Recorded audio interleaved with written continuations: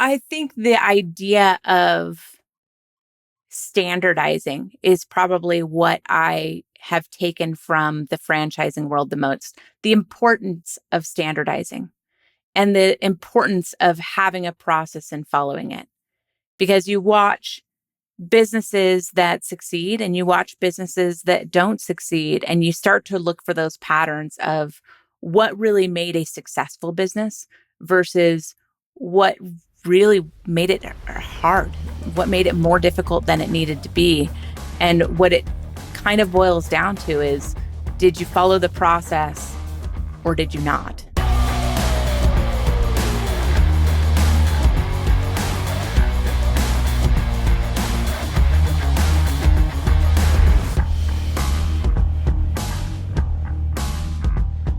Welcome back, everybody.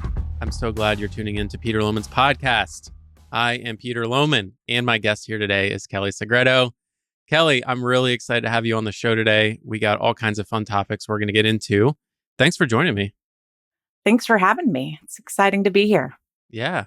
Let's start by having you give like a 2-minute background just for anyone who's unfortunate enough to not already know you. You make a lot of the conferences and are very present in industry discussions. And so, but just in case anyone's listening and they're not familiar, what kind of led you to where you are today and what are you up to? Yeah, so I'm Kelli Segretto. I run K Segretto Consulting, a property management and process solutions consulting business. I've been in the property management world for over 20 years now, which dates me pretty nicely, but started in kind of the general contracting side of things and then transitioned into property management and multifamily, specializing really in taking scattered site multifamily housing and elevating it to today's standards. So lots of renovation projects and maintenance heavy, but also leasing and management and supervision and training and systems and all of those kind of things along the way. I have done single family, multifamily, low-income housing tax credit properties, dabbled in commercial and short-term, and really just fell in love with property management and have stuck around for a really long time. I love how multifaceted it is and keeps my brain engaged as everything is always ever changing. And so, yeah, it's just something I love and feel honored to still be able to be a part of. And I know you have a lot of experience with a couple of the different franchise groups in our space. I have some questions for you there. And you also have a big passion for renovation, rehab, the maintenance side of the business, which is great because there's not a lot of folks who have expert level knowledge in that area. You mentioned a few other areas that you'd been involved with: low income housing tax credit, short-term rentals. Out of all the different real estate and property management activities that you've touched or been a part of, what's like your favorite and why? I would definitely say residential over commercial or short term. I like that residential management, whether it be multifamily or single family, I really feel like there is a good balance of um, a people component and relationship building, but also kind of the tangibles of really managing and caring for an asset and increasing its value and bringing value to the property owners. So I would say residential for sure. Got it. So that makes sense since you're touching that now most every day with your current role. Um, so speaking of what you're up to today, you work with a lot of property management companies and property management business owners in your role as a consultant.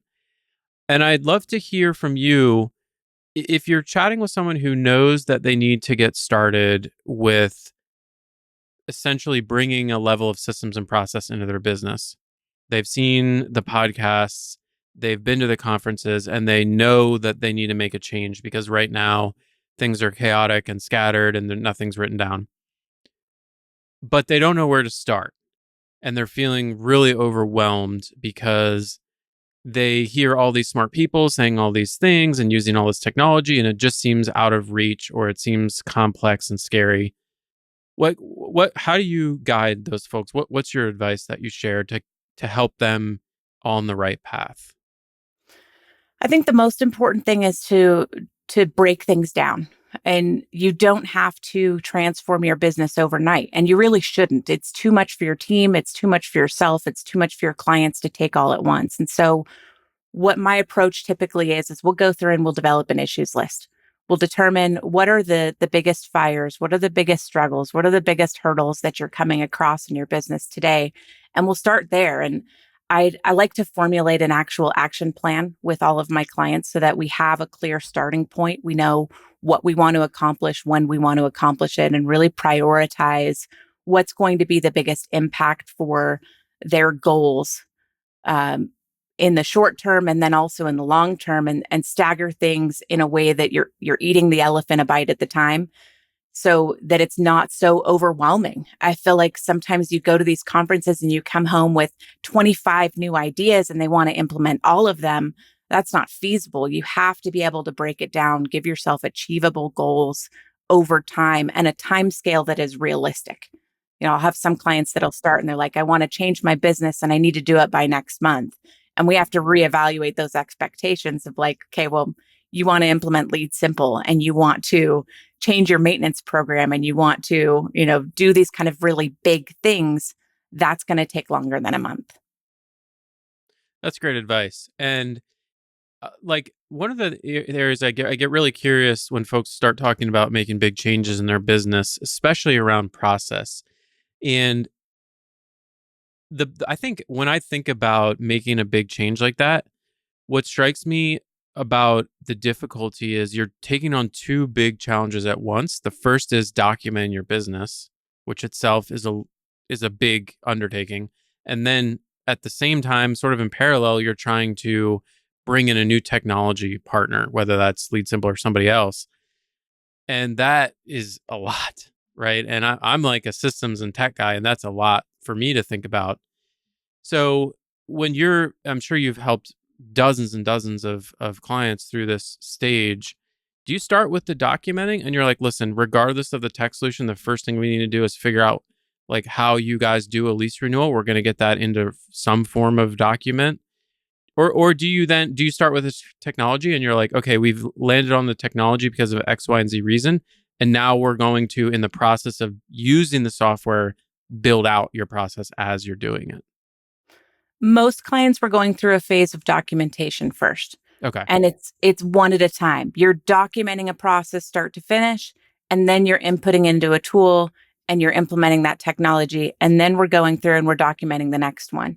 If you try to do all of the documentation at once, then people get burned out and they don't get that reward of having to implement and actually see that process working in their business. You And got to so let we'll them taste the typically, fruit a little bit. yeah, you have to feel that reward a little bit just to have the encouragement to keep going, especially something that's so dense as process. So typically we'll start with either having them just on a text document jot out how you do a lease renewal, for example. Or if that's too overwhelming for some of my clients, I'll have them just jump into a Loom video and talk through it.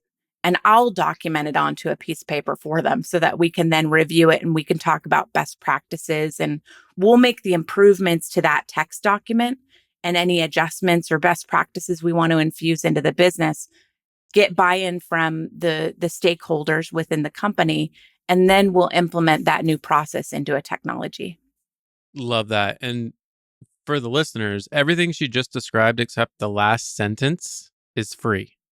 You can do this. You don't need a consultant. You don't need a tech partner.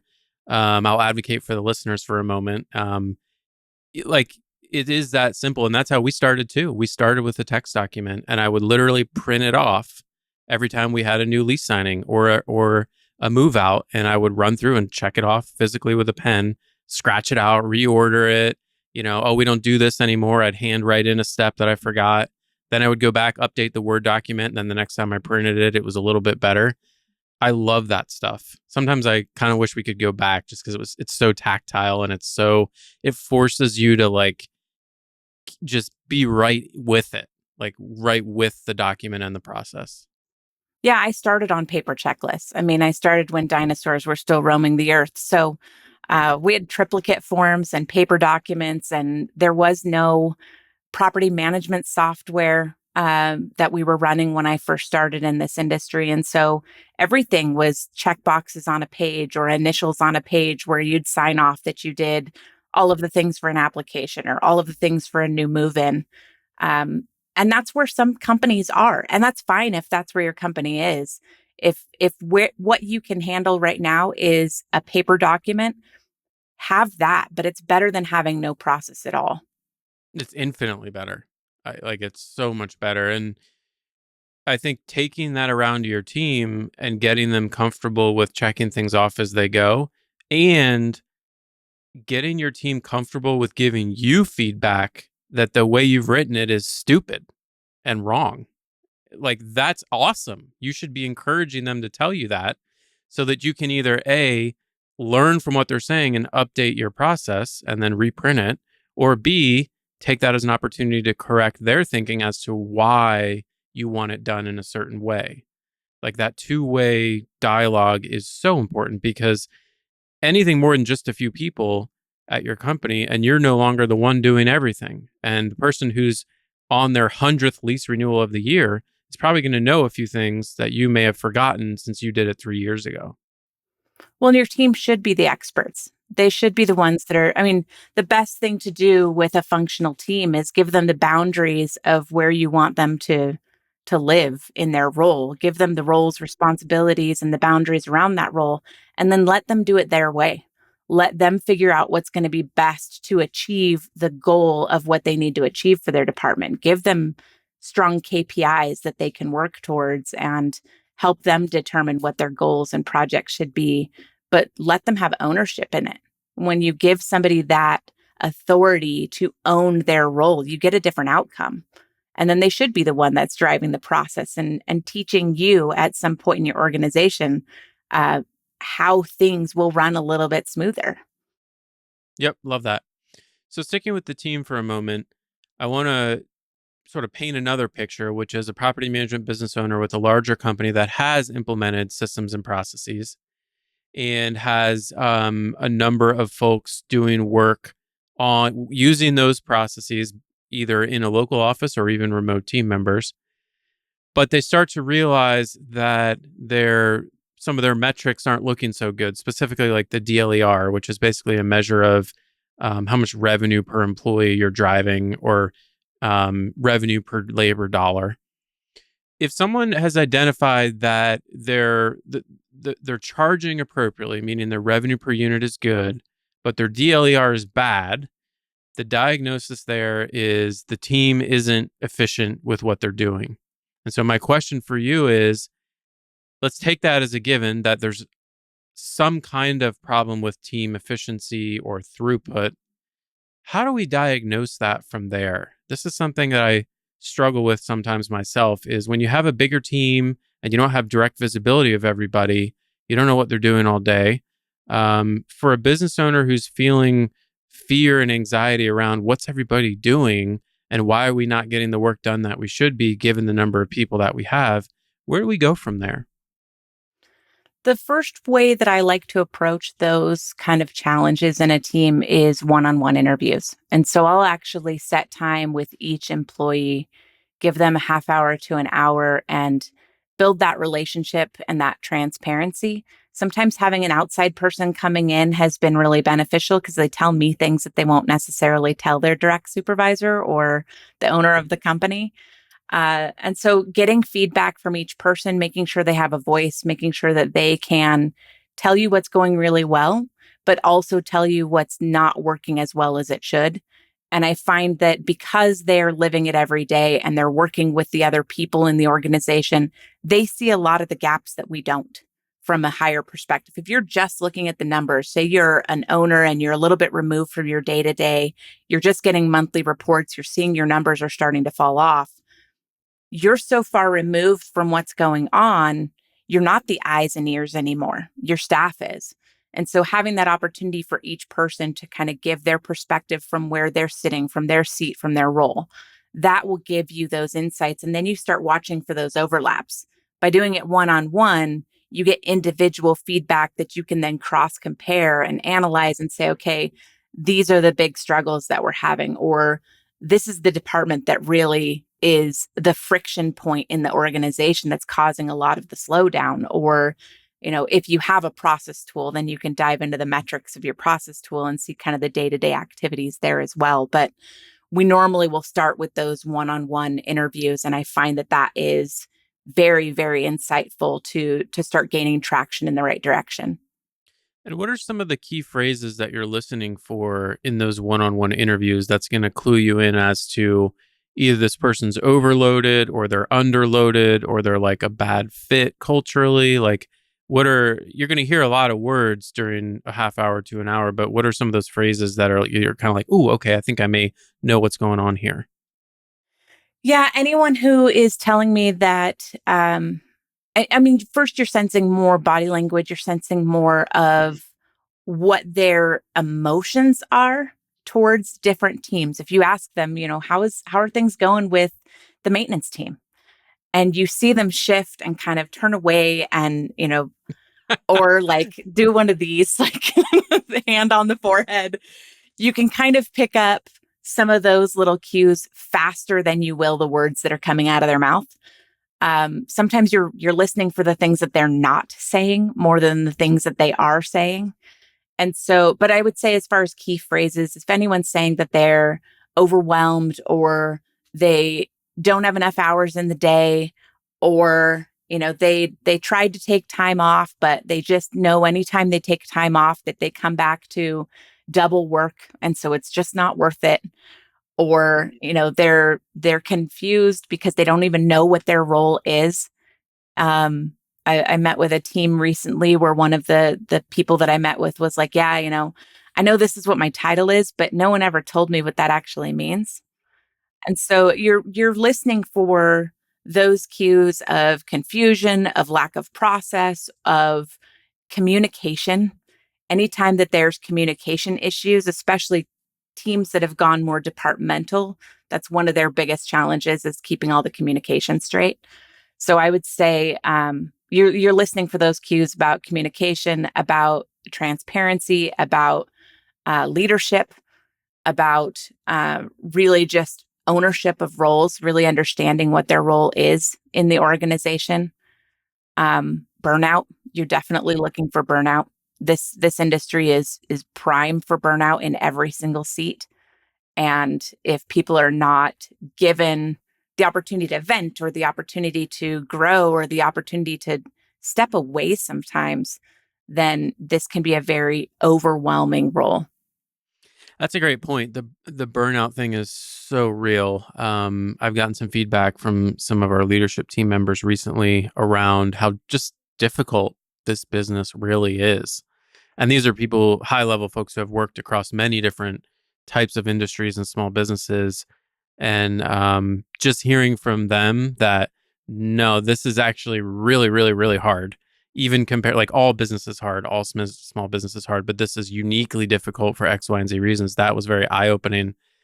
How can we, like, what are some creative ways that you've seen or that you recommend for helping teams to avoid burnout? I'd say one of the biggest things that I see with people is teams that don't play. Uh, they get burned out a lot faster. You have to have times to let off steam. You have to have times to play together. You have to have water cooler time. You have to have inventive ways that you can just stop and breathe and laugh together, because if you don't, you go crazy in this job. And so encouraging that, and they say that play fosters creativity and innovation. And so some people will feel like they're actually detracting from their business. It's actually the opposite. You are allowing people to unlock their creativity, to feel more comfortable with each other so that they can bring forth their ideas. Um, it allows that kind of decompression that you need in an industry that you have owners that have demands on you, and residents that have demands on you, and vendors that have demands on you, and other staff and team members that have demands on you.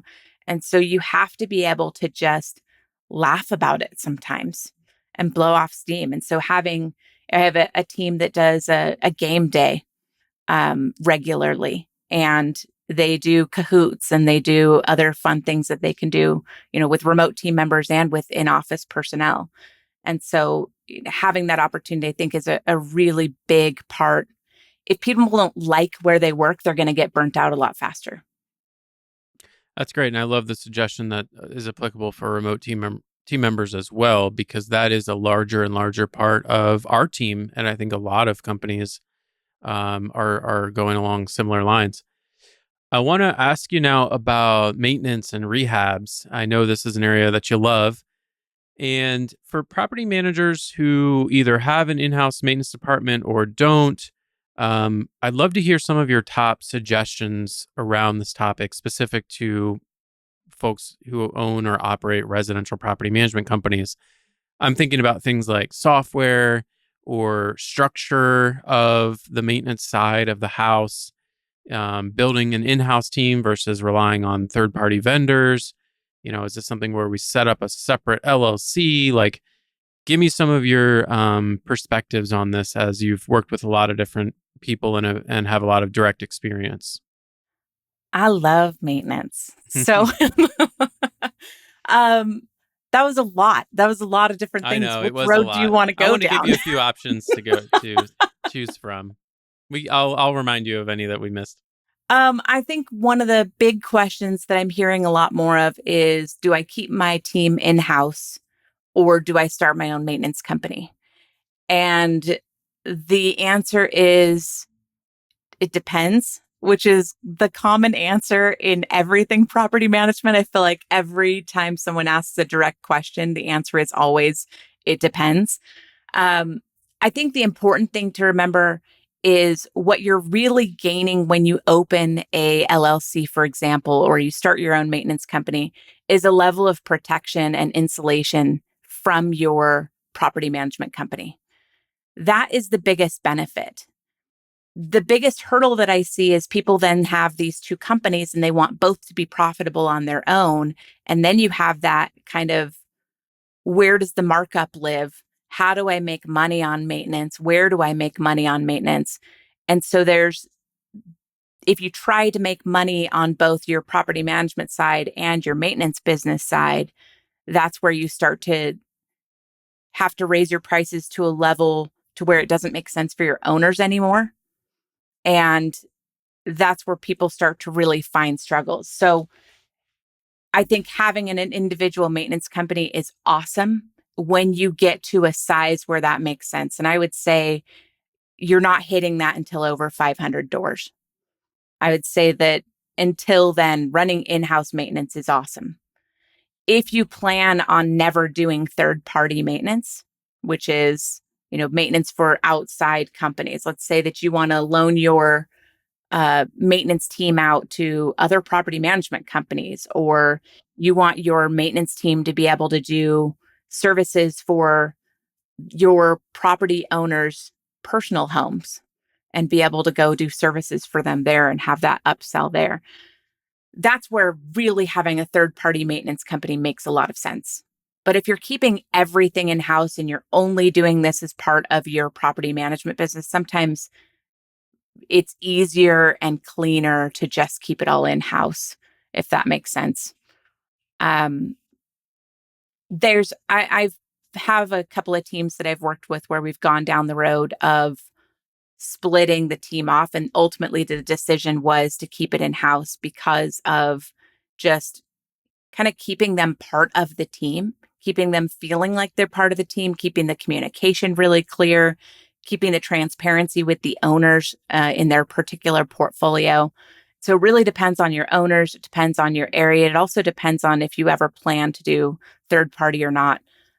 If you're in one of those states where this is a high litigious state, you're in California, Washington, Oregon, um, New York, one of those states, then it makes a lot of sense to split that liability. And so for we'll talk. We'll stay on the thread of property managers who already have a maintenance department and they're thinking about, oh, should it be separate or not? And um, in that scenario, like, I'm curious around the question of doing third party work. So we have in house maintenance and we've never done much third party work. We do a tiny little bit of like wood window restoration work because that's like a specialty area that I have a passion for. But we could go out and advertise ourselves to other property managers. Oh, we'll do turns or we'll do like occupied maintenance requests. How to think through this? Because the reason I've always avoided it is, to me, it just seems like it's going to be a big distraction. And now we're having to chase down invoices and like it's just kind of a whole other world that's actually kind of scares me a little bit. But is that, am I already doing 99% of the work and this is just going to juice it? Or like, what's the right way to think about this? Yes, you're already doing 99% of the work. I would say the biggest the biggest thing that I would say to anyone who wants to open this other company is realize that it's another company, which means you need somebody to run it. And it shouldn't be you. If you're running your property management company, you need to hire somebody to run your maintenance company so that you have that separation and you don't have that bifurcation of focus, because you'll go down the weeds of, ooh, new shiny, new business. I've got to invest all the time in here. And then the property management business starts to stagnate or it starts to diminish because you've taken your focus off. Unless you already have somebody running that property management business that you are confident with, that is well-oiled machine. And now you want this new project of opening a maintenance company, and then it can be you. But you need different people running both of those businesses in order for you to be able to really run them both effectively. Those are not easy people to find. I've run through a few of them over here, and it's a challenge. That's a unique skill set to be able to run a maintenance division or department, be able to talk to owners, be able to talk to residents, be able to manage the guys and the trucks, and it's those people are hard to find. I'll tell you what. So sticking with maintenance, I'm curious about this question of how much to charge, and you kind of hinted that in order to charge enough to make the maintenance side profitable, that may be harder for your owners. Like, but there's part of me that's like, yeah, it's expensive to run a maintenance operation, and why should I subsidize my property owners? They should be paying for what it costs plus a profit. Otherwise, why do it? I'll just outsource everything. I think there's reasons that are advantages for property owners to working with a property manager that has an in-house maintenance division. I want to give my owners access to that, but I'm not willing to lose money or frankly even break even to do that. So what's your current thinking on this? So let's start with in-house maintenance. When you're running in-house maintenance, you're able to find guys at a great wage, and you know what you're paying them. That's, depending on where you're at, that's typically anywhere between $30 and $45 an hour right now. So depending on where you are, you have that set wage. You can then set what your billable rate is. Your billable rate should be 2 to 3 times what you are paying for that employee, because you have to also remember you're bringing a W-2 employee in, which means that you have payroll taxes and you have workman's comp and you have, maybe phone expenses and mileage and reimbursement and tools and all of these other costs that go with it. It's kind of funny because years and years ago, when I was working at Real Property Management I was their director of operations for 3.5 years, I built a tool that was all about maintenance profitability. And we had all of that built in so that you could see the cost comparison and you could make a decision of when is it time to bring it in-house. Because I do believe that everybody at some point should bring your maintenance in-house. It makes a lot of sense, makes a lot of profitability. But you set your wage, your billable rate based on the wages that you're charging. And that's your markup, and that's how you're making profit. You set yourself minimums for how much you're going to charge your owners. If it's an hour minimum or a 2-hour minimum or whatever it's going to be, or trip charges, you're making profit on that. No question asked. When you go to having a maintenance company, the maintenance company is where you have a wage and a markup. So you're not getting that same profitability in the property management side of the business. What you're getting on the property management side of the business is you're charging coordination fee. So just like you would with any other vendor, you have either a percentage markup or a fixed markup. That's the profit for the property management side. So you are gaining profit. But what I meant before is that you're not gaining equal profit in your property management business as if you had a in-house person. So both are going to be profitable for you. Absolutely. They have to be. Yeah, okay, love that clarifying remark. That makes a lot of sense to me. So you mentioned the 2 to 3x of the hourly wage to, basically is where you should be setting this. I agree with that. That's what we do. I run into a lot of property managers. I would say the majority of property managers who I talk to are not even at the 2x. They are more at 1.5 if we're lucky. And when I talk to them about you really need to raise that and like not by a little, they sort of look at me with big eyes and are like, my owners could never, or that's not, they don't like this idea for a couple different reasons. How do we like, what do you think about this? This is interesting to me. I don't know if property managers just aren't doing the math on how much it really costs to retain a W-2 employee, or they just have such a heart for owners that even though they know they're losing a little bit of money on every job, they're okay with it. I guess I'm just not sure. What do you think? It's interesting because maintenance has always been the biggest place that I get pushback from property managers. Always. And I started coaching to some degree in 2015. And anytime you'd bring up even a maintenance markup of, yeah, let's look at having a 10 to 20% markup on your maintenance expenses. It's like, oh no, I can't do that. That's included in my management fee. Well, no, it's not. And it shouldn't be. And if it is, then your management fee needs to be higher every month and not just when they have maintenance needs. So this idea of how much maintenance costs has always been a blind spot for many property managers. I can't tell you how many times I've had someone that says, "Oh yeah, I'm profitable in maintenance." And then we actually strip into the numbers and we find they're losing money in maintenance every month because they're not charging, because they're not looking at the bigger picture and stepping back and saying, okay, well, what are my actual expenses when I'm doing a turnover? What are my actual expenses for windshield time?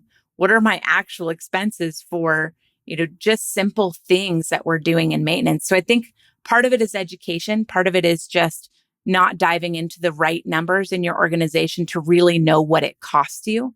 And I think the other part is just fear. People get comfortable and they get used to doing things a certain way. And to tell them that there is a new way and there's this other way that you can make profit that is fair, it bristles people. I think we need to make a shift as an industry and collectively just accept the fact that we are not the ones that should be paying for maintaining homes. It really is the owner's responsibility. And that's part of owning an investment. And whether you have predominantly investors or you have predominantly DIY landlords, it's our job to educate them on what the actual maintenance cost expectation is each year. So it's a shift that we have to make. Yeah, and those costs have gone up so dramatically in the last 4 years or so. Ray Hespin had a great thing on LinkedIn recently showing that labor and material costs for service calls at homes have essentially doubled since pre-COVID. And our property owners aren't necessarily aware of that. They're not subscribed to Ray Hespin on LinkedIn. So how would they know unless they are having work done continuously at their primary residence?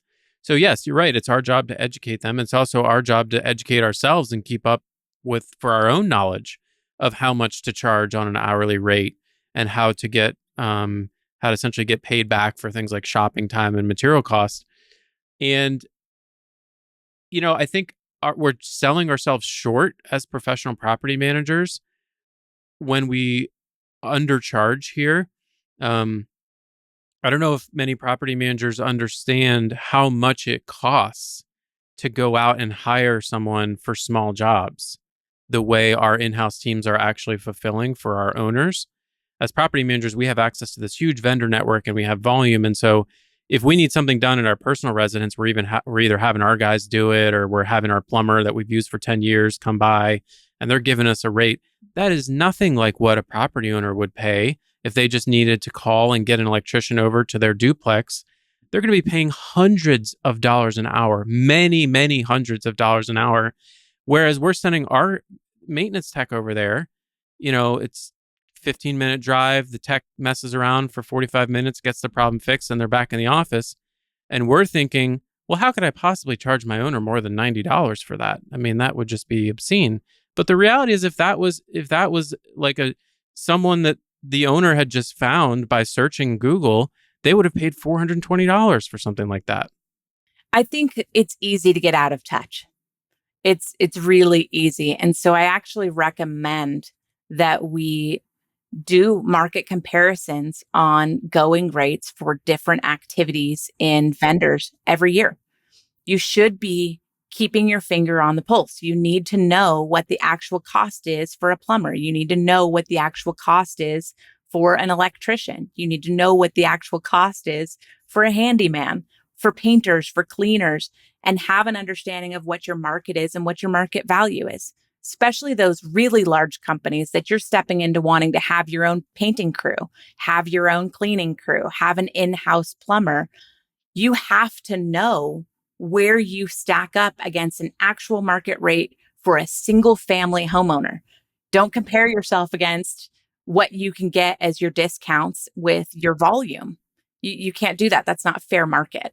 The other thing I see people do is they compare to like somebody on Craigslist. They're like, yeah, what are you talking about? I can go on Craigslist and get someone over here. I'm like, yeah, but that dude has no insurance. He's not licensed.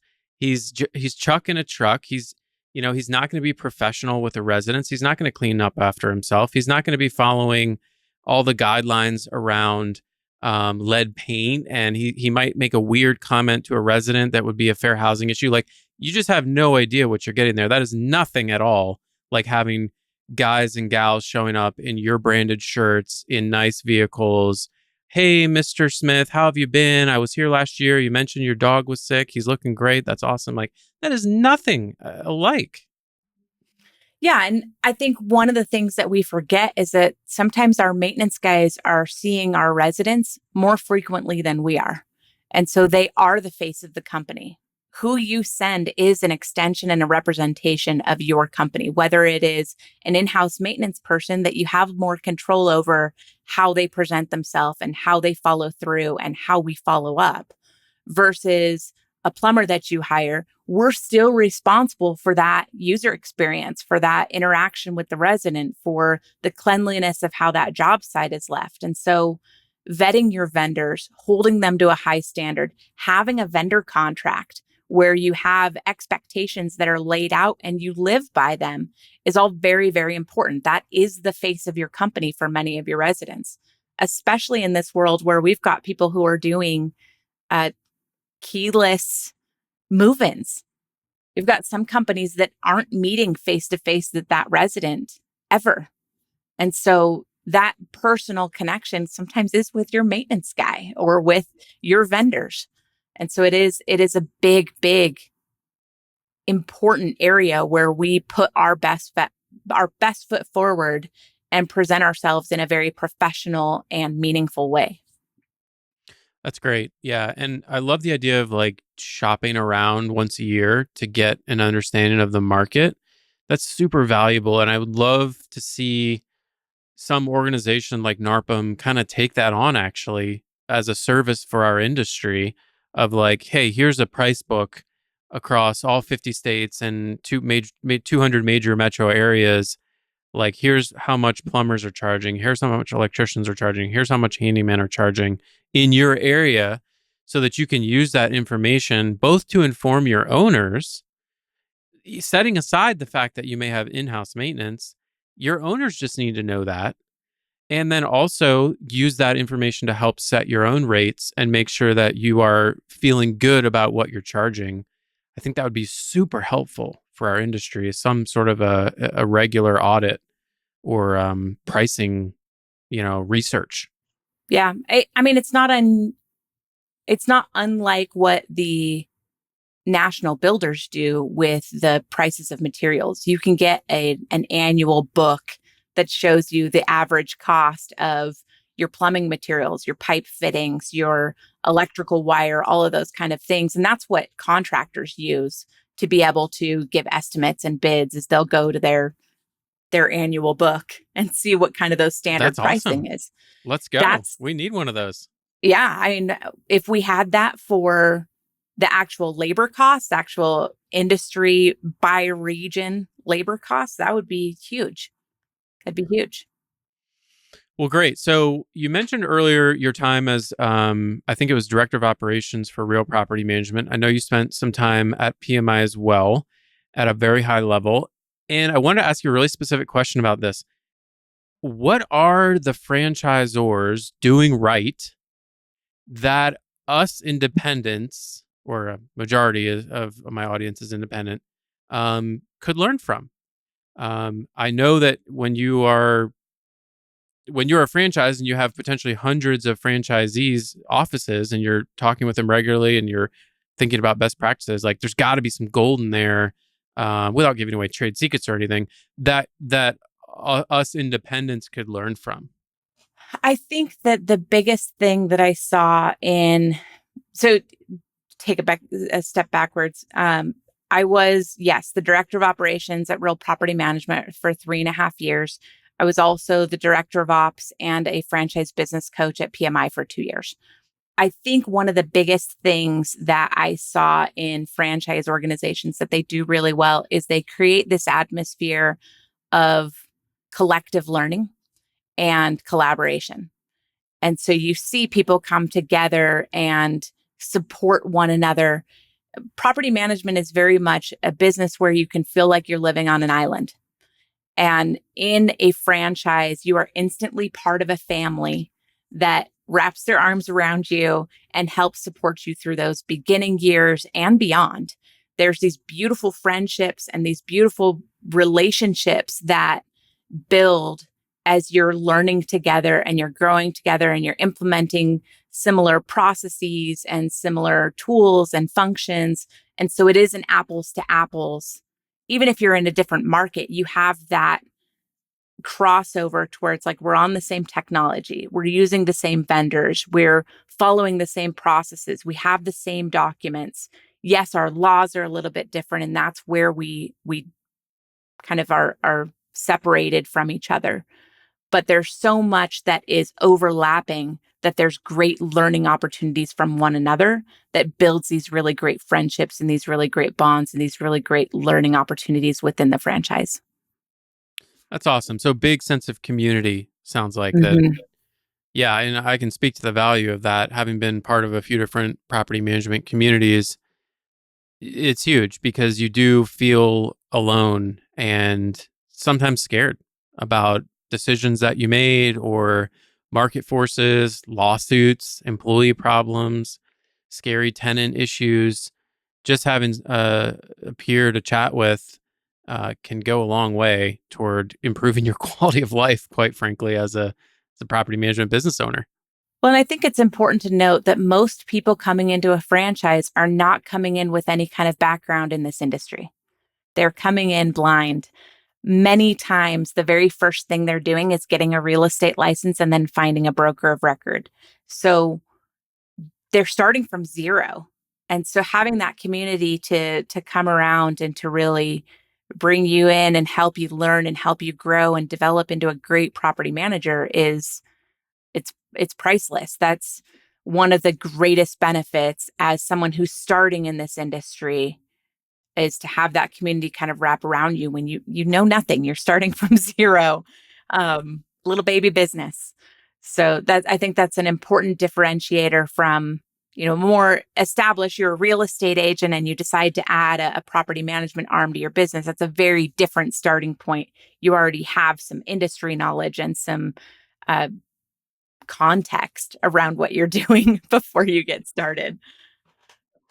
And how about, like, what are some of the best practices maybe that you took from those experiences and that you help now in your coaching practice, your consulting practice, that you saw some of the franchisors do really well or enforce really well for the franchisee's benefit. I'll give you an example. So like the franchisees obviously have to keep up to date with their accounting because they have to report on that. And so sort of by default there's this forcing function that makes them keep up with their accounting. And I make up that there's a lot of downstream positive things that can happen just from that alone.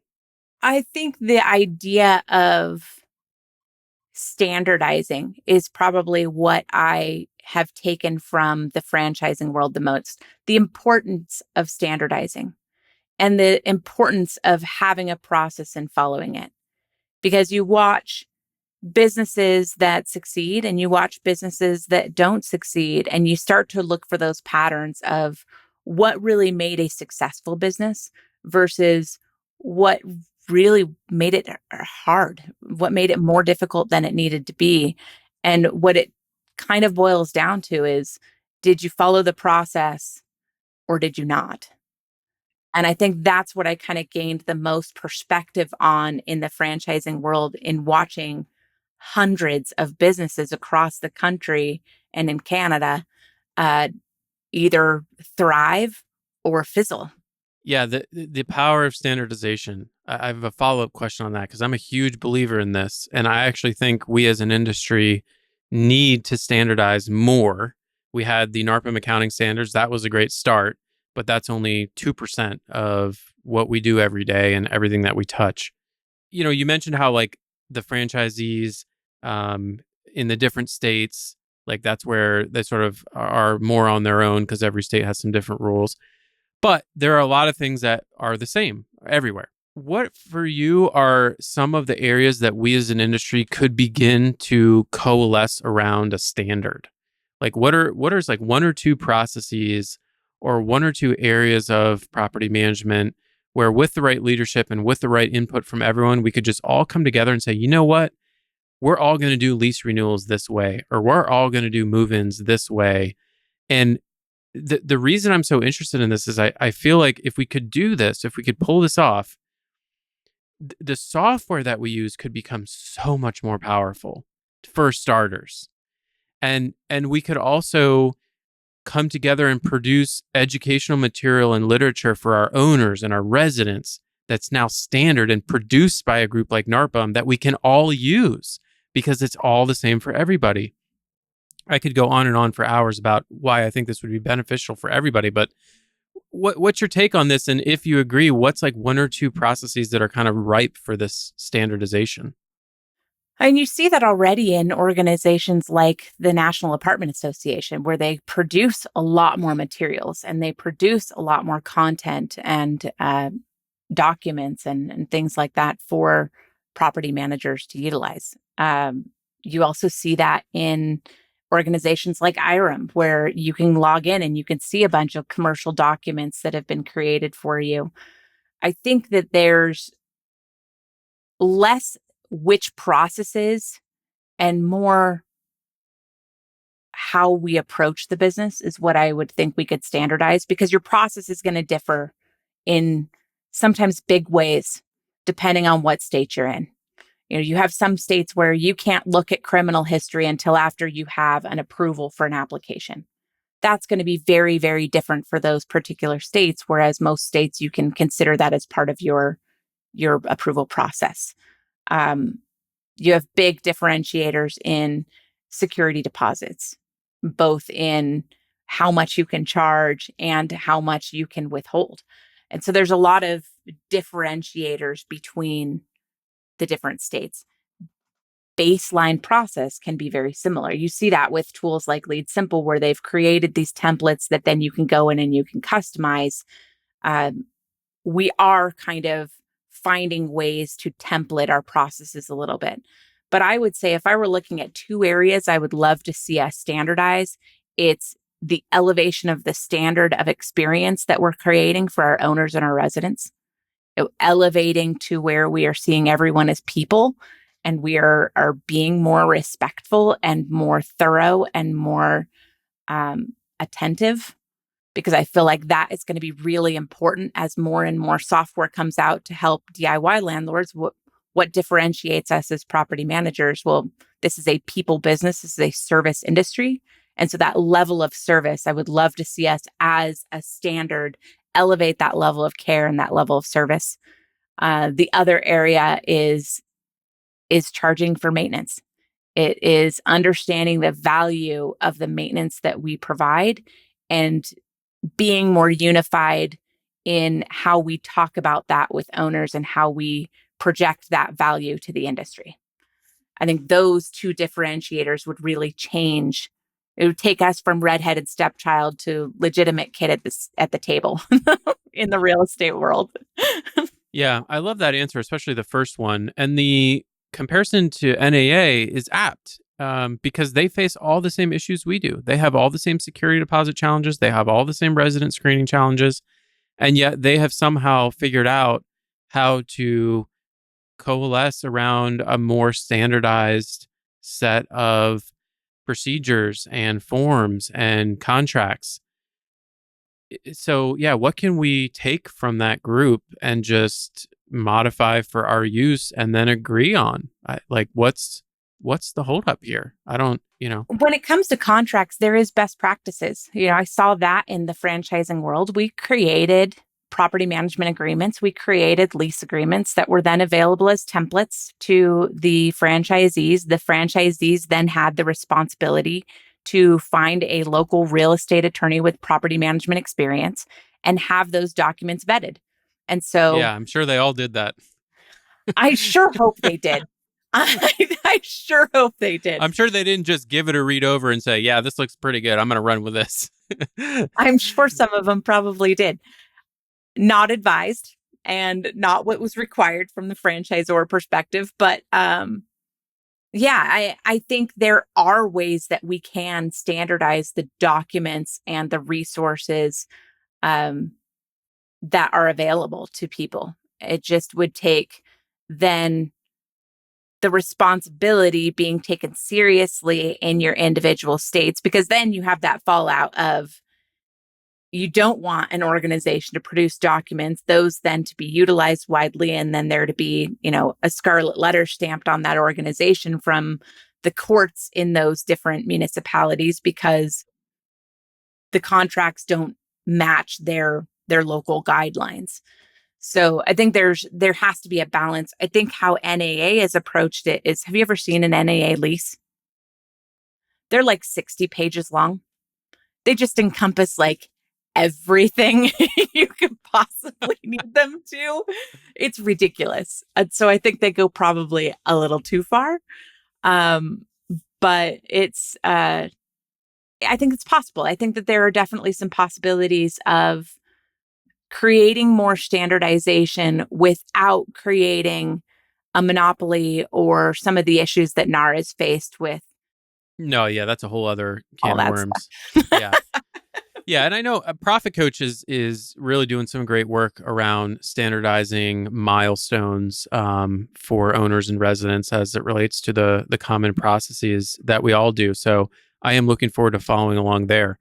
So talking about sort of cooperation within the industry, um, the major property accounting softwares in the last few years have really opened up their APIs in the form of add-on marketplaces. Like Appfolio has their stack, and I know that you have been intimately involved in some of these trying to make technology talk to each other efforts. Um, Going so far as to looking at code, and like you really impressed me when we last talked about this in terms of like your level of knowledge of like how APIs really work, and it even exceeded like my knowledge level, which I have a background in sort of programming, so that's saying a lot. How are you thinking these days about the integrations that we're seeing? It seems like this has really taken off, and we're seeing more and more sort of approved apps show up on these marketplaces and Appfolio's stack. So this seems like a great thing. What are maybe some downsides I'm not thinking of, or how are you relating to this? I think that some of them are great. I think that some of them don't go far enough. It's difficult because I feel like they're going the right direction, and I want to say all great things about the direction they're going in because I think that it's necessary in order for us to be able to adopt all of these great technologies that are coming into our industry, we have to have a way to bridge them all together. Otherwise, you're trying to keep your business running with 16 tabs open on your computer. And that's not what anybody wants to do. Nobody wants to have to toggle. Then you're also looking at it from a data driven perspective. You're trying to look in all of these different systems to make heads or tails of where your business is in any given day. And it makes it really difficult to make those data driven decisions. So now we're looking at, BI tools. Do you port everything into Zoho Analytics or Domo or, any of those tools that are super powerful and be able to start to get a picture of what your data looks like in all of these many different tools? Or do we find more ways to bridge our tools together to where we can make those data driven decisions, have snapshots of our business on a weekly, monthly, daily basis? So I think we're going the right direction, but I don't think that the property management softwares are going far enough yet. I would love to see all of the property management softwares integrate with Zapier. Yep. Why don't they do that yet? That I've would been make it saying that for years. a heck of a lot easier. Yeah. I had a conversation with Folio recently in this vein of why not go Zapier? And I think there's still a lot of fear of opening up that connection and having control over what's being pushed out or into their software.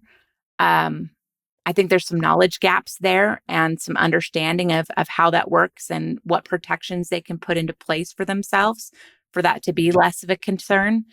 But I think there's still a lot of fear, and I think there's still a lot of misinformation when we're talking about API and integration and what that actually means.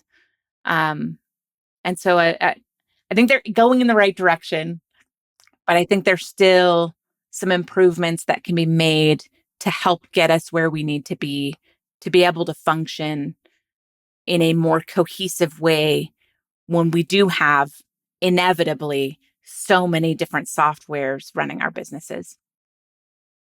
You're so right about that. It is painful. I wanted to get your perspective on if I own a property management business and I'm thinking about an area of my business that I know needs attention, needs improvement.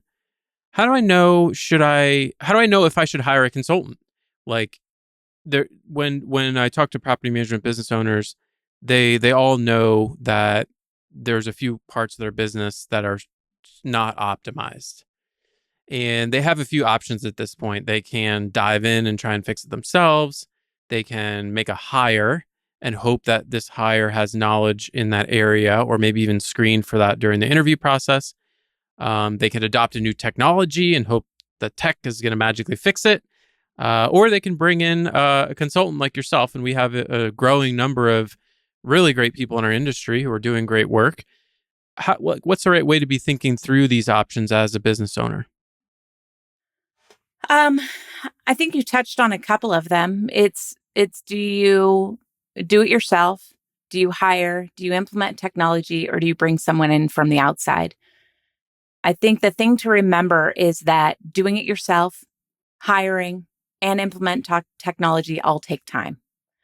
So what it normally comes down to when people are hiring a consultant or deciding to hire a consultant is, do I need an outside perspective who is going to deep dive into my business and probably show me things that I haven't noticed yet? And do I have the time? And I would say more often than not, it's that time component that triggers wanting to hire a consultant. Or it's we've learned as much as we can learn on our own.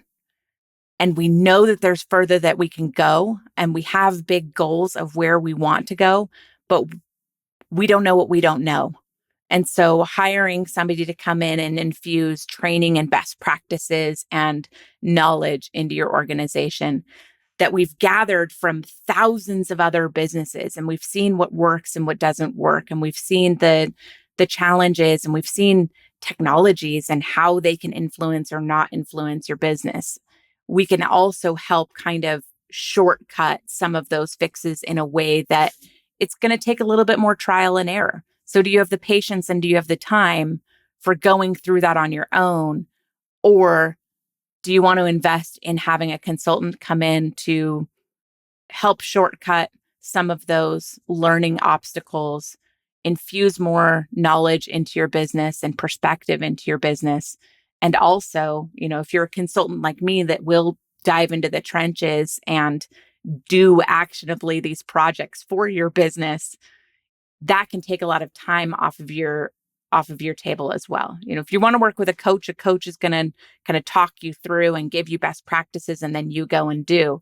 You work with a consultant, we're actually going to side by side with you and dig into the weeds and build different documents or tools or optimize your technology or implement a technology in your organization. So there's little differences there too. I love that clarification about the difference between a coach and a consultant. With a consultant being someone who will dive in and actually do some of the work or a lot of the work, and a coach more just giving advice. I've done a very small amount of coaching specifically, and I love that. I'm not at a place right now where I can do consulting work on behalf of other people, but the coaching is super fun and easy because I just get to show up like I do today, just talk, and then it's on them to go do the work. But it makes me feel great that there's people like yourself out there in a consulting role who can actually come in and do a lot of this work and bring that level of experience and expertise. Thank you so much, Kelli. This was awesome. Thanks for coming on the show today. For people who want to follow along with you, learn more about what you're up to, where's the best place for them to do that? Oh, man. Follow up. You can come find me at ksegretto.com. That is my website, or you can find me on social media. Just look for Kelli Segretto Consulting. Awesome. Thanks again, Kelli. Thank you so much for having me. This was fun. If you like the show and want to get connected to the community, you can follow me on Twitter at pslohman and subscribe to my email newsletter on my website, peterlohman.com. I try to share as much valuable property management content as I can on a regular basis. Thanks again for listening, and have a great week.